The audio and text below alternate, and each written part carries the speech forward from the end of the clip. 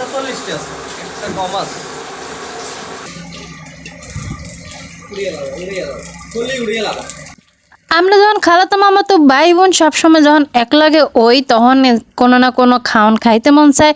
তো আজকে আবার মনে চাইলো হঠাৎ করে সবার ফুচকা খাইতে, তো আমরা ভাই বোন মিললে একলাগে কিন্তু বাজ দিয়েছি। আর একলাগে বাজ দেওয়া মানে হয়েছে যে জগা খিচুড়ি করা। তবে আমার লাগে একদিক দিয়ে ভালো হয়েছে, আমি ক্যামেরাটা ধরে বই রয়েছি, আমার ছোট ভাই ফুচকা দিতে আছে আর মামা তো বোন বাইজা বাইজা খালি উড়াইতেছে। তো বাজার পড়া প্রায় শেষ, আমি একটা হাতে লই আপনাকে দেখাই দিলাম কতটা পটকা হয়েছে ফুললে। তো এখন আবার যাইবে বানাইতে, এটার মধ্যে আবার ভর্তা হইবে। আজকে আমাকে বাসায় কিন্তু অনেক মানুষজন রয়েছে, তাই গুড়া বুড়া সবার কথা আপনারাই শুনতে পাইবেন চিল্লা পাল্লা। ফুচকার কাজটা মূলত আমার ছোট ভাই, আমি আর আমার মামাতো বোন, আমরা তিনজনে মিললেই করতে আসি। আমার মামাতো বোন আবার ঝাল বলতে অজ্ঞান, এই বোর্ডের উপর বোম্বাই মরিচ কাটছিলে, তো বোম্বাই মরিচের ঝালটা উড়ানোর লাগে এর লেগে একটু ভর্তা রাখকে এবার এটার ঘষা দিয়ে আবার উড়ে লইছে, যেহেতু ঝালটা যেন পুরোপুরি আয়।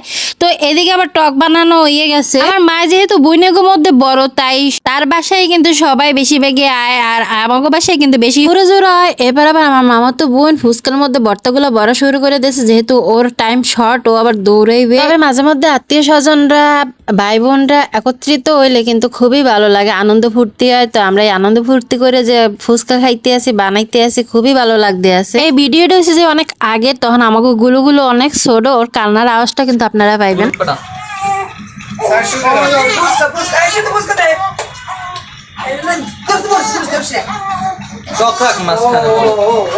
খালি আমার একলার কথা শুনাইলে কি হবে, তাই ঘরের কথা একটু শুনাই দিই, যেহেতু গরো একটা বাবাইবে। তো এদিকে মানুষ অনুযায়ী ভাগাভাগিও শেষ হয়ে গেছে। তো এদিকে আমাকে ফুচকা রেডি হয়ে গেছে, তখন একটু ছবি তুললে এবার খাওয়ার পালা।